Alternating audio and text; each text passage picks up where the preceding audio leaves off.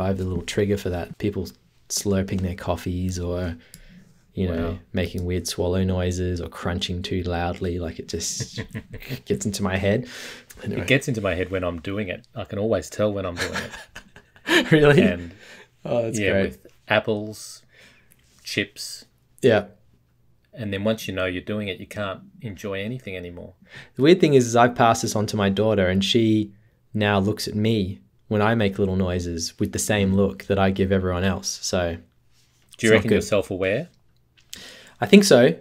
However, there are times that she calls me out, so not 100% self-aware, just maybe 85%. Because it's amazing. I always find it amazing how we have our own blind spots. The one that gets me is like little, you know how some people say everything? Oh, that kills me. When people say everything, particularly when it's a teacher or someone who just shouldn't. Like every now and again you'll see someone who's highly educated. Kevin Rudd, I've heard say it. I've heard Malcolm Turnbull say it. There you go. Malcolm Turnbull. Wow. Or like, maybe not Malcolm Turnbull. But yeah, you just occasionally you'll be thrown, right? There's like a lawyer standing in front of you that drops everything, and you're just like, wait a second, what? What just happened? Yeah. Isn't it odd? I don't speak about this with anyone but my dad because I'm always scared I'm gonna say it to someone who says it. Who says it? Oh, I used to have a good friend that said it and says it still, and I used to just ask because she's cool, right? I could just ask her like, "What's that about?" She's like, "Oh, you did." Just how I say it. Yeah. You know, no one else says everything, right? She's like, "Yeah, some people say it. Like my family says it." You go, okay, fine. Well, but here's the rub. This is the bit that gets me. I heard someone talking about it, and they didn't realise they said it. Oh no! So they have always thought it sounds ridiculous, and then didn't realise that they do it. Oh my God, that's crazy. And that is just something I've taken away forevermore. Yeah. Not to criticise on these things because you just don't know, know what you're doing yourself. Well, that's very Zen-like of you, man. I used to know a guy that said Pacific instead of specific, but he and knowing, I think he must have, it's on some level known that he couldn't get that word right because someone must have gone at some point, I'm sorry, what? But he still loves to say specific. He used to Pacific. But he would say Pacific, exactly. He would use what he thought was specific in every other sentence because I think he just liked the word, but he got it wrong every time, which was sad. Yeah. Well, we've talked about everything else, but now we need to start the episode. Yeah. Am I doing it? I do more than you, don't I? I introduce it more often than you. You are usually the introducer. I'm the introducer. That sounds like, someone who is the gateway to, lifelong drug taking.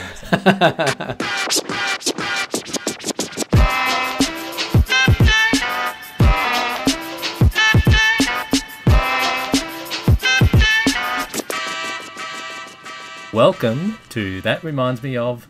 Today we are talking about Last and First Men, which is the last film that we will look at from the Melbourne International Film Festival 8.5. That's crazy. Hi Baron, how are you? Good, how are you, Doc? Very well. We're through 2 weeks of this festival and 10 films. And this MIF series has kind of been a bonus outside regular scheduling. And this film is kind of a bonus on the bonus. It's we've already done the closing night film, and this is the little bit of sugar on the top. It is. And this film is called Last and First Men, directed by Johann Johannsson, also who's more commonly known as the amazing score writer composer for any number of films and a lot of Denis Villeneuve films. And he's deceased. He's passed away, unfortunately. 2 years ago, I looked it up. It didn't feel like 2 years, but it's been 2 years, which was a sad day because he is one of my favorite composers. He's great. And this is one of the hot tips from you this festival, wasn't it? I remember from the very start, you locked this in early and said, "I've got to see this." Yep. For the music, the score, and first impressions. Did it pay off? Sure did. Beautiful, and another beautiful score. I absolutely loved it. Such a wonderful experience. And just sadly, this was his last film. And watching it, when I first went in, I wasn't expecting to see his name appear as director. Like, I didn't realize he'd also directed it, which gave me so much more respect for what the man had done with his career, that he was also off to the side kind of making passion projects where he was directing as well as being one of the most prolific film composers going in the business, and just going from height to height in his career as a composer. I thought, what a dude. And it was sad that we lost him. Has he directed things before? Before this one, there was just a short doco on there. Okay. So really just 2 projects. Yeah. That are listed anyway. Well, this was a unique one. It's certainly not quite the narrative-driven drama, comedy or horror that we've dealt with so far in the festival. So it's a unique experience. It is. It's kind of like it's kind of like listening to an audiobook and watching an art video at the same time. Yeah, watching the Spotify sort of exactly, screensaver or whatever it is. Oh, that's perfect. That's exactly what it is. That little repeating montage or tiny little snippet of a video clip. That's exactly what it is. Yeah. This thing done in like gorgeous, it looks like 16mm film in black and white, Icelandic landscapes and art. That's what you're seeing. I'll just jump into a synopsis. Might as well. Yes, tell people please. what this film is about. Yep. So Last and First Man is based on a novel by, I had his name written down here, Olaf Stapledon. He's a sci-fi author, and from the past, he's passed away. And this sci-fi story is the sort of audiobook, it feels like, that you're listening to while you're watching this, and it's narrated by Tilda Swinton. Yep. So she does an amazing job. She's great, and what you're getting is this story of a civilization from 2 billion years in the future. It's where man has gone 2 billion years from now, sending a message back to today, and telling us that the future is fraught, and that there's going to be a time where, we'll have to leave Earth and send our few and best people off to Neptune, of all places, because there's going to be some sort of solar event that'll make the sun swell up a billion times or whatever it is, and all these planets that are closer than Neptune won't be habitable anymore. And then they go on to describe a second coming of one of these sorts of events, and how they have to move again, and you're getting this sort of history play out between those 2 things, and it's sort of a cautionary message back from the future. And the whole thing is set against imagery of Iceland and this sort of brutal concrete architecture and sculptural works that must be spread out around Iceland, against like cloudy grey skies, and then of course Johann Johansson's beautiful score laid over the top, which I wouldn't be surprised if he basically started with the score and these words and went from there. Yeah, it'd be interesting to know what the starting point was. Yeah. Wouldn't it? Because you've almost got 3 separate bits of art: the score, the book with the narrative, and then the images, just thrown together, and they just happen to work beautifully together. Yeah. I think I mentioned before the episode that I was going to mention Simon and Garfunkel, but it reminded me of Scarborough Fair, or any song where 2 melodies are intertwining. I love it. 2 separate bits of art, and they just happen to work nicely together. What are your overall thoughts about this film? I mean, I think you can tell that I'm a big fan of parts of it, at least. How do you, coming into this fresh, what was your take on the film? What did you enjoy about it or not? Yeah, a bit of both. I loved the idea. I thought it looked beautiful, sounded beautiful. The story was engaging and odd and weird, and I thought it took turns and had sci-fi concepts that I've perhaps not thought of before. So it was just a bit of a unique ride. So I loved all those elements. I must say I felt it went on a bit And about 2/3 of the way through, I was thinking, okay, I've got what I needed to get out of it. I've enjoyed it. I think it's beautiful. But, you know, I started fidgeting, you know, with my phone and things a little bit. Keeping your attention for that long when it is so same throughout is a tricky one. I totally agree.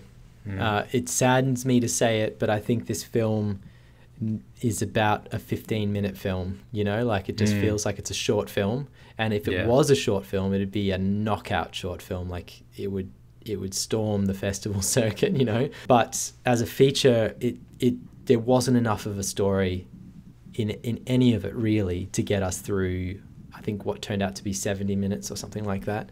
Yeah. It was just too long. Beautiful, but too long. It was more a bit like She Dies Tomorrow. It was a great concept. Yeah. And this one I think was executed far better, but executed far better for too long. And there was a point, as much as I was loving I think I loved the first 15 minutes of it. Just likewise. Loved the first 15 minutes. And then there was a point about midway through where I felt like I had to get up and walk around and stuff. It was just getting hard to watch. And what popped into my head was that this was the ultimate how does my art move you moment. Yeah. You know, like as great as it is, you have to know when to cut away from it and just stop this. It's going on too long. Yeah. But you're losing people now, you know, like it sort of wasn't that self-aware, unfortunately. Yeah. I think they throw in a couple of these every MIF that I usually just lap up, or at least I see them in the program and I say, yes, I'm an arty guy, I'll sign up to that. I always probably am happy that I've signed up to it, but it always takes a bit out of you to get through them. It's the sort of stuff that you'll see, you know, in a museum when they've got a cinema room where the film just keeps rolling, and you walk through and you watch 5 or 10 minutes of it. Think it's wonderful what they're doing with sound and music and sound and vision and everything, and you get the gist. Yes. And then you go on to the next exhibit. I'm out. I can't watch the rest of this. Yeah, I've been in that position so many times. Yes, video art or whatever that's called is notorious for that. Overplaying every hand and just, you know, wallowing in it. But I think, though, that this sort of shows a little bit the limits of Johann Johansson sort of, and he's working within his limits of, like, filmmaking. He's not trying to make a drama. He's basically taking the words that he loves from an old science fiction novel, rewriting it, shaping it to this format so that he can score it and put these images that he's got in mind over it, you know? And that's it. It's sort of, he's keeping it simple and playing in the areas that he's good at. Yeah, look, while I started to lose interest a bit, I'm not really prepared to be too critical, because it really, the whole thing was a really beautiful work of art. Like, you can't really fault it. So no, I don't mind that it played long. Like, it's not trying to get on Netflix and get the most viewers. No, exactly. I think that's right. I think this was definitely a passion project, just something that he had in mind and knew he could do himself, you know? Yeah. What did you think of the visuals? I can see your Zoom backdrop as we speak is one of the more striking ones, but it was filled with really nice looking scenery. I think I was just falling in love with Iceland the whole way through this. And it was Iceland? Yeah, I think so. Yeah. Yeah, okay. And just loving all of the public art that they must have there. Just it's incredible. Was this did I read Soviet era? It does, but I just think this is what Iceland's like. I haven't been there, so I can't really comment, but it feels like that is the country. Big rolling hillsides and mountains with crazy concrete and steel like monuments and sculptures up on all the hilltops, you know? Yeah, I know why they call it brutalist, because it's just brutal.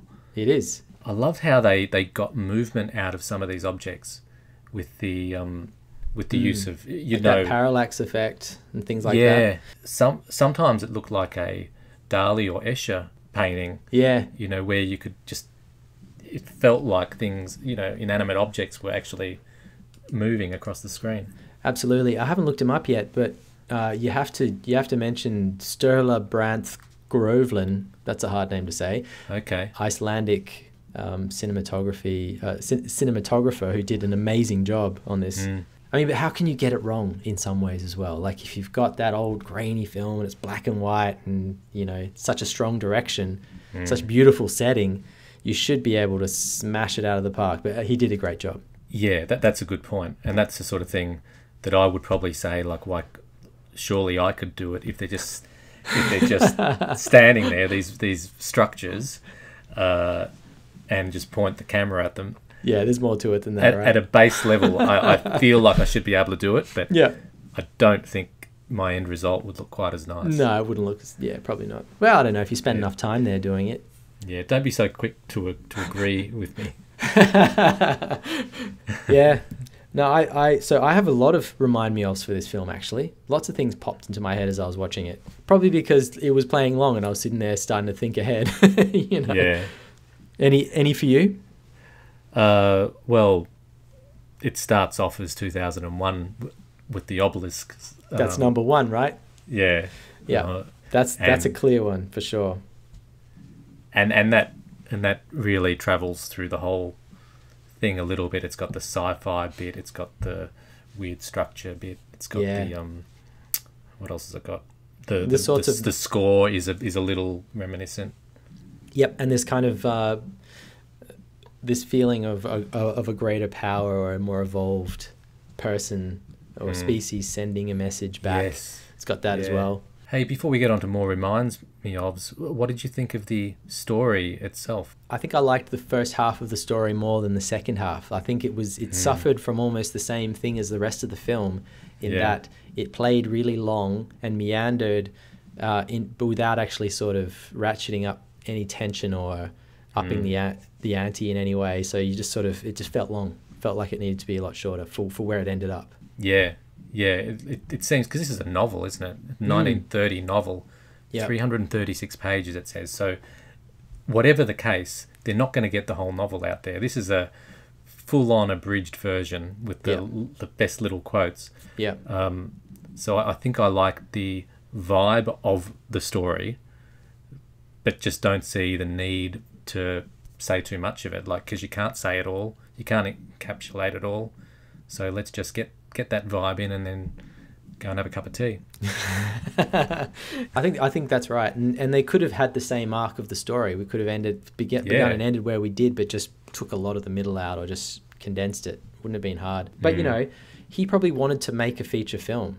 He probably wanted to make that. He didn't want to make a short film, I'm guessing. And so maybe a lot of these decisions to play it long were on purpose. Did you think the visuals were a nice, juxtaposed against the sound and the words?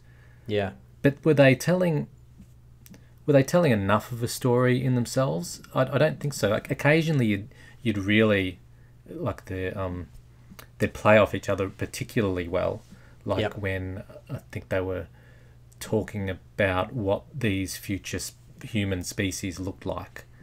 And they looked a bit like this, and the colours of their skins, and a telescope coming out of their head, and and they looked elephantine. Yes, which you didn't see that word coming. No. And all the while we're looking at these structures that kind of look vaguely humanistic, but weird. Yeah. So I thought that played well, but there were too many spots where it seemed sort of outside of the story and not necessarily complementing. Totally agree. It's that thing where he's gone out and filmed a bunch of monuments and statues, and then tried to make meaning of what he's just gone and filmed, right? And just put it against words that sort of match. And at times he hasn't had enough choice, and he's just had to reuse things and stretch them and play them long and use all of his B takes that he had and all that. You definitely got that feeling from it. And the fact that you get that feeling, like, you're a filmmaker, I'm not, but I got that feeling too. Yeah. The fact that it plays long enough for you to start to see the artifice behind it is probably a problem. It is a problem. And look, I've been there. I know exactly what that feels like, to be realizing that you're going to have to stretch into that footage that you didn't think you were going to have to use and try and make this edit work, you know. Yeah. So Well, could I just do another reminds me of then? yes. And this is the second time I've done it to you, but this reminds me of one of your pieces as well. Permission to continue. Go for it, because it reminded me of it as well, for sure. I'm sure it reminded you of the process of making it, but yes. This is, to my knowledge, unreleased. So, audience, Baron, a recent little project he worked on was after the Aussie bushfires.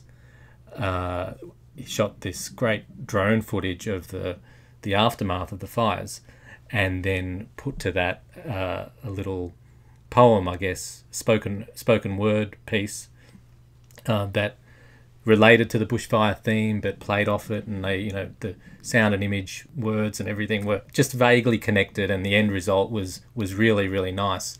And I thought you held it just for the right time in that piece, because it was a short film, a very short film. Yeah. And I was just making comparisons the whole way through. You were, me too. That's funny. This film, watching it, felt so familiar to me because I've just gone through that process earlier this year, and like I was just saying, gone through all of my drone footage, made the decision I want to only use drone footage, right? So that cut down my options, and then you start going, so I need to use as much of this as I can, and I need to milk it just the right way for this to work. So I felt like I understood this process really well that he must have gone through, just to try and align these images. And of course, because in his case, he's got a book that he's working from. In my case, it was just writing a little poem, which gave me all the license in the world to move things around if I wanted to as well. Yeah. But then I was doing exactly what you're saying. Well, those words go nicely with that image, and the music should swell a little bit here, and it was actually really fun process, and I can understand why someone like Johann might want to do this, because I've got so much pleasure out of doing this between much more structured, serious projects. Like, it was just a real delight to work on it. Yeah, you did have that flexibility of writing it completely yourself, so you didn't have to match anything to something concrete. But that said, he also had the whole book. He had the 330 pages. Yeah, true. So I'm sure there was a lot of material, and didn't necessarily have to use it all. No, and mine was 6 minutes, and his is 70 or so. So a much more mammoth task that he had to go through.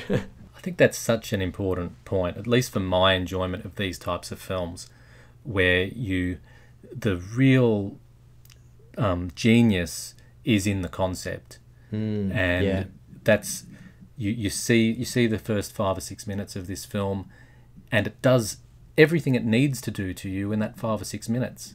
You take away so much from it. There just doesn't seem to be any value in hanging around too long for this type of art. That's a real lesson.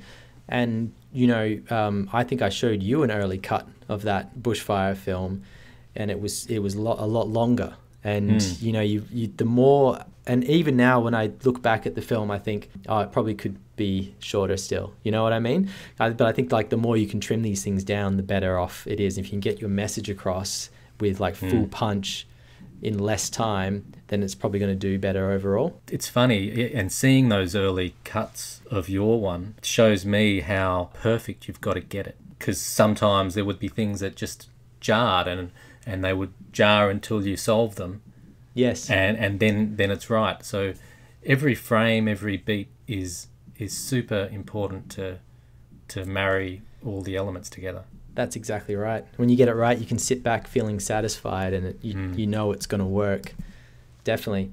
I should mention that film, it's called Home, is going to be premiering at a festival soon, but I'm not allowed to say which one it is yet because they haven't done their full announcement. So no, but we'll be sure to give it a bit of airtime once it does. We'll do a little plug when the time is right, and people out there in the world might want to go to check that festival out because it's a good one. What else can we say about this one, Baron? Any other reminds me ofs? I have a couple, so I might just without spending too much time on each of them, I might just go through them. But yep. The first one that popped into my head was 2001. We've said that already. Then I thought Robert A. Heinlein's Stranger in a Strange Land. Have you ever read that book? No. So the basic premise is a guy who's born on Mars finds himself on Earth. He basically hitches a ride back with some astronauts. Yeah. But this is somehow astronauts like set in the 70s. And he gets back to Earth and he sort of realizes he has kind of superpowers in this planet, and becomes a Jesus-like figure slowly. But the whole time he's talking about the differences between Mars and Earth. Yeah. And there's a lot of talk about kind of us versus them and how sort of advanced we are, and that's what this film feels like in a lot of ways. Yeah. And like this book must have been written early 1900s because I think the author was born in like 1880 something. So you get a sense of, there's a sort of a feeling of the past. This is like old science fiction. And ideas like you can live on Neptune, which I think we all kind of now know is sort of impossible. But to an author in the early 1900s, maybe it seemed totally plausible, you know? So Isn't science fiction, especially from that era, just fascinating? Yeah. Think of H.G. Wells and what is he, Brave New World guy? No. I know who you're talking about, but yes. I've lost it. I know it well. They come up with the ideas, and then it's almost as though our science follows them, because science is only progress is only possible based on an idea of what might be possible. So science fiction is not just playing around sometimes. It's informing what we bother to explore. Absolutely. And then it seems like it's been, a premonition moment, but really it's been the informer. Which actually brings me to my next reminds me of, which is another science fiction book called Ender's Game by Orson Scott Card. Ender's Game, wasn't that turned into a film? It was turned into a really disappointing film that killed me to watch, because it's such a great book. Such a great book. Oh, it's actually a series of books, but particularly the first one is awesome. And in that, there's kind of like a bug-like species that's been at war with humans for some period of time, and the humans have basically driven this species to extinction through this war, and they're about to sort of drop the mother load of bombs and just wipe the last of them out. And meanwhile, while this is happening, there's a little boy who's just joined the academy, who's going to be sort of trained up as one of their elites, right? And part of the program is they play this game. There's a computer game that you kind of go into. It's like a virtual reality experience, and you have to solve all these puzzles. Yeah. And the puzzle game eventually basically brings Ender, the main boy, through a bunch of like tests and messages where he starts talking with the last remaining queen of this species, and she's basically getting him to a point where he'll be able to physically save their species. And it's just this great like much more advanced civilization, close to being wiped out, talking to a boy and explaining how the world works and what he needs to do. Yeah. Trying to win him over. Did you ever read Space Demons as a kid? No. Space Demons. That sounds a bit similar, where the kid ends up being inside some computer game. I can't remember a damn thing about it, but it just for a moment sounded like you were describing it. Classic. I remember loving it, but Well, how many of the kid ends up in a video game things have there been? There's been a lot. Is Tron along those lines, isn't it? Yeah, Tron's one of those. Tron's probably the most famous. Yeah. It's pretty cool. And the more Ready Player One? Ready Player One. That was really well done. It was, wasn't it? Yeah, Ender's Game is one, and the movie wasn't great, unfortunately. There was remember back in the 90s, early 90s, I reckon, early to mid, there was like a whole spate of like VR related films that they thought VR was about to take off. Do you remember that? You had like The Lawnmower Man, and there was any number. Tron was one of them, but there was like any number of these films where like people were going into video game worlds and becoming kind of. So the theme was VR. Yes. I was thinking you were talking about actual VR, and I thought that was a bit early. Well, back then, I think they thought VR was like what they thought 3D was going to become that. Like, it's so encompassing that you're going to end up being inside the world, and you're going to wear gloves and full-on suits and just like walk around inside these worlds. You know, they had a premonition of that, and it's coming back around. Well, like if you look at Black Mirror, is that not what it's kind of? Is that not still our? I think that's still the goal. Of what it will be. Yeah, I think you're right. It'll be way cooler than the way they envisaged it, but yes. Weird. Yep. If you listen to Elon Musk at all and his sort of nightmare visions of the future, then it's on the way. You never know whether to get on board or just put him on an island by himself, do you? Absolutely. Well, just in talking those through, I hadn't thought of really many reminds me ofs, but talking about future civilizations, it does make me think of a couple of other books. One being, I've remembered his name, Aldous Huxley is the Brave New World guy. Ah, yes. Yeah, and another novel of his is Ape and Essence. Don't know that one. Ape and Essence. I think it's an early one of his, perhaps. And it's a future civilization, and I think the only country to survive some awful apocalyptic event was New Zealand. That sounds exactly right. So it's exactly the same. That's come to be. Wow, I didn't even put that together. So, Aldous Huxley predicted how the world would respond to coronavirus. And it involves a voyage from New Zealand to, I think it's to North America, and just the from the perspective of someone who hasn't changed at all, then seeing what the civilization in this post-apocalyptic world has become, and so just that interplay between who we are now and who we might become. Yeah, absolutely, was quite similar. That was such a nice, strong theme through this film. That's probably the thing that I enjoyed the most, is just Tilda Swinton breaking down in that first 15 minutes, like how things have gone from now till then. It's pretty great. Yeah. I was also really reminded of Sigur Rós, which is like an Icelandic band that just makes these. I love them. Yeah, awesome. Yeah. The music that he was doing in sections, the way he was writing the score against the Icelandic background, just made me think of them, like through and through.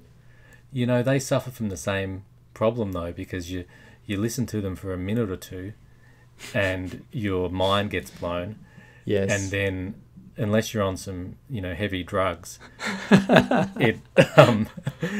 you can't just listen to them all day, I suppose. No, or if you're just meditating, perhaps. You have to be meditating or going on like a drive through picturesque scenery of some sort for that music to really work. Yeah. They're cool though. They're similar. Very cool. That's it. That's pretty much it. I mean, of course, anything Johann Johannsson, Arrival, Prisoners, Sicario, like one of the best scores ever. I don't know any of those references you just said. Yeah, right. Well, pretty much anything that Denis Villeneuve has made, Johann Johansson has scored it, and that combo, those two creative minds together, is amazing. Love all the films. Well, hey, then have you seen Sicario though? No.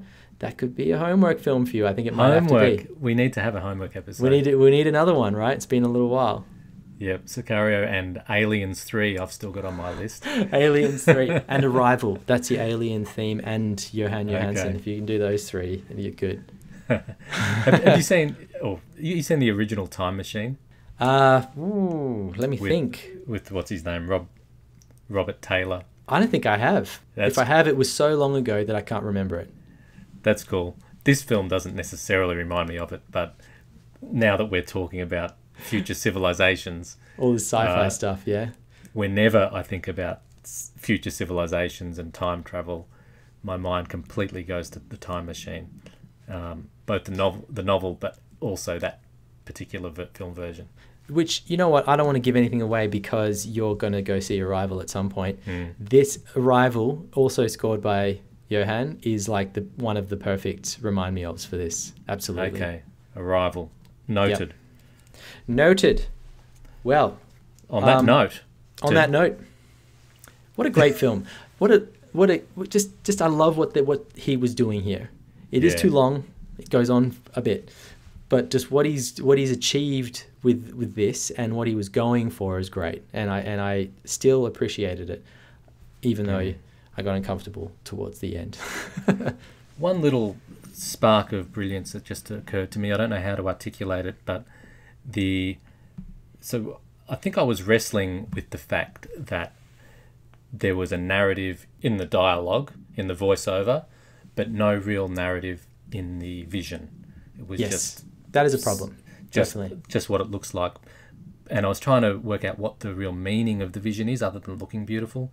But maybe it's just like we're looking into the future, and the future looks all weird and unrecognisable. In a way, this is our near past, which looks just as all the symbolism. Foreign. Yeah. Just as foreign. So... I don't know what that's saying other than, our present is very different to both our past and our futures. I like that. That's a smarter take on it than I had, I think. That's good. All I was taking from this was that he was walking around Iceland one day and went, man, that statue looks like it's a little bit from the wasteland of humanity at the end of their time on Earth, like that might be all that's left when we're all blown off the face of the planet by some solar event, right? Yeah.